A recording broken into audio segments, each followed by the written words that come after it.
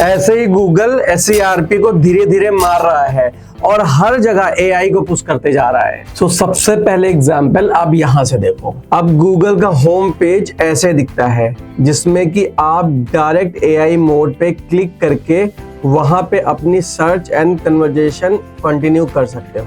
दूसरा एग्जाम्पल मैं आपको कुछ सर्च करके दिखाता हूँ एंड इस पे जो रिजल्ट्स आते हैं वो ऑल टैब में आते हैं, बट आप देख सकते हो ऑल टैब से पहले AI मोड दिया है। यहाँ पे क्लिक करो एंड AI सर्च में पहुंच जाओ। अब मैं आपको कुछ और एग्जाम्पल दिखाता हूँ जहाँ पे आपको मालूम चलेगा कि कैसे गूगल AI को प्रमोट कर रहा है। जैसे मैंने कीवर्ड सर्च किया व्हाट इज SEO, तो आप देख सकते हो कि AI ओवरव्यू के रिजल्ट सबसे टॉप पे हैं, उसके बाद SERP दिखती है। एंड AI ओवरव्यू के नीचे देख सकते हो एक बॉक्स जिसमें लिखा है आस्क एनीथिंग। अब इसमें मैं कुछ पूछता हूँ तो आप देखते हो ये मुझे प्रॉपर AI मोड पे ले जाएगा एंड यहाँ पे सर्च रिजल्ट दिखाएगा। तो ये तो रही AI overview and AI mode की बात। अपार्ट फ्रॉम दिस अगर आप देखते होंगे मोबाइल पे तो गूगल जेमिनी को कितना ज्यादा प्रमोट कर रहा है। हर जगह पे जेमिनी का इंटीग्रेशन उसने कर दिया है। कई बार जब हम मोबाइल पे गूगल सर्च कर रहे होते हैं तो एक वहां पे पॉपअप आता है और उस पॉपअप में लिखा होता है are you interested in AI, और अगर आप उसमें इंटरेस्टेड पे क्लिक करते हैं तो आप डायरेक्ट जेमिनी या AI मोड पे पहुंच जाते हैं।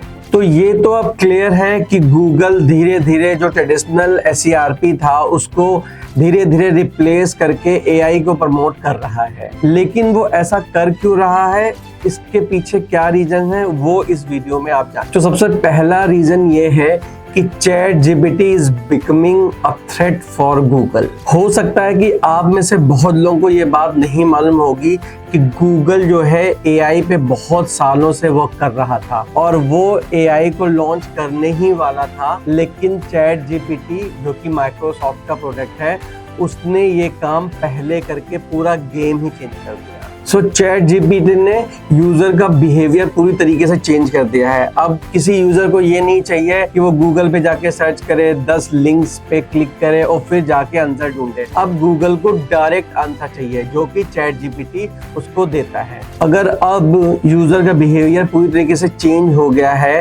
तो क्यों वो गूगल पे जाके वो 10 ब्लू लिंक पे क्लिक करेंगे, और यही सबसे बड़ा रीजन है गूगल AI को बहुत ज़्यादा एग्रेसिवली अपने सिस्टम में, अपने SERP के सिस्टम में इंटीग्रेट कर रहा है, क्योंकि वो भी चाहता है कि यूज़र उसके प्लेटफॉर्म में आए और डायरेक्ट आंसर उन्हें मिले।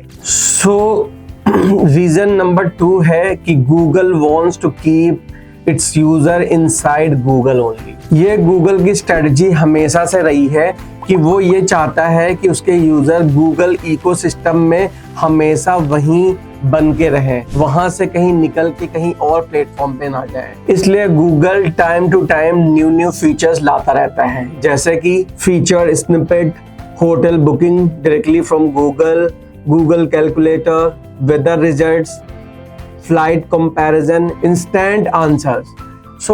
इन सब का एक ही पर्पस था, अपने यूजर्स को गूगल पे बना के रखें, क्योंकि जितना ज्यादा यूजर गूगल पे स्टे करेगा उतना ज्यादा यूजर्स उसके एड्स को देखेंगे और एड से ही गूगल को सबसे ज्यादा रेवेन्यू मिलता है। और अब तो AI आ गया है। AI में तो आप देख ही रहे हैं कि यूजर कहीं और जाता ही नहीं है, किसी भी पोस्ट, किसी भी वेबसाइट पे क्लिक करता ही नहीं है, वो केवल उसी प्लेटफॉर्म पे ही क्वेश्चन आंसर करता रहता है।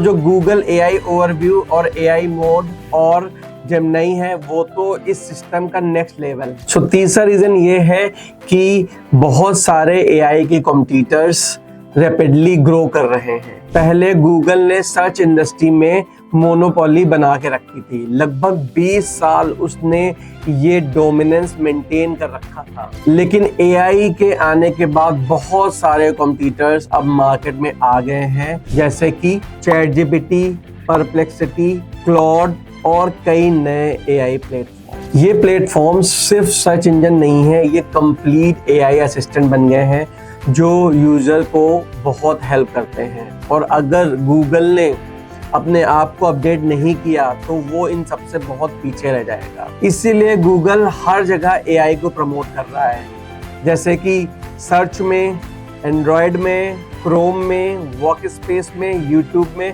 हर जगह गूगल एआई को प्रमोट करने लग गया है। और अब बात करते हैं लास्ट रीजन की। गूगल चाहता है कि हमारे जो यूजर्स हैं, उसके जितने भी यूजर्स हैं, वो सब एआई हैबिचुअल हो जाए।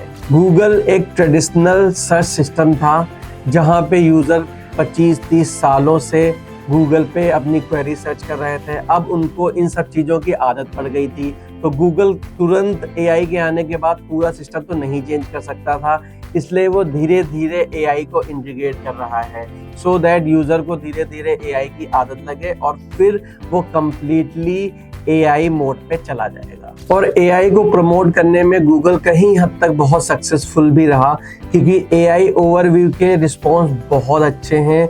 यूज़र डायरेक्टली एआई ओवरव्यू पे जाके अपना आंसर पा जाते हैं और वो किसी भी वेबसाइट पे क्लिक नहीं करते हैं। और यही रीज़न है कि जीरो क्लिक सर्चेस बहुत रैपिडली इंक्रीज होते जा रहे हैं। जेमिनी भी नए नए फीचर्स डेली बेसिस पे ला रहा है और वो काफ़ी ट्रेंड भी कर रहे हैं। कुछ फीचर्स ऐसे हैं: nano banana for image generation, AI powered search assistant, multimodal responses, Gemini Omni for video creation. To be very honest, ये जो शिफ्ट है ट्रेडिशनल से एआई पे जाने का गूगल का या किसी भी प्लेटफॉर्म का, ये एक बहुत बड़ा शिफ्ट है हम सारे यूजर्स के लिए। बट अगर आप एक एसईओ हो तो ये आपके लिए एक बहुत बड़ा ब्रेक थ्रू हो सकता है। अब आपको ट्रेडिशनल एसईओ से हटके समझना होगा कि एआई प्लेटफॉर्म पे कैसे अपनी वेबसाइट को ऑप्टिमाइज करें, एलएलएम सिस्टम कैसे होते हैं, एलएलएम ऑप्टिमाइजेशन क्या होता है, एआई सर्च में विजिबिलिटी कैसे इंक्रीज करें, जीईओ क्या होता है, और एआई मॉडल्स आपके कंटेंट को कैसे समझते हैं। अब हमें फ्यूचर में केवल रैंकिंग तक ही लिमिट नहीं रहना है, हमें एआई में रिकमेंडेशन और मेंशन पाने की कोशिश करना है। सो आज के वीडियो में बस इतना ही। स्टे ट्यून्ड, क्योंकि नेक्स्ट वीडियो मेरी आने वाली है how to get recommended by AI. पर उसके लिए आपको चैनल को सब्सक्राइब करना पड़ेगा, वीडियो को लाइक करना पड़ेगा, सो दैट आपको हमेशा अपडेट्स जाते रहे। So for time being, keep learning and keep ranking.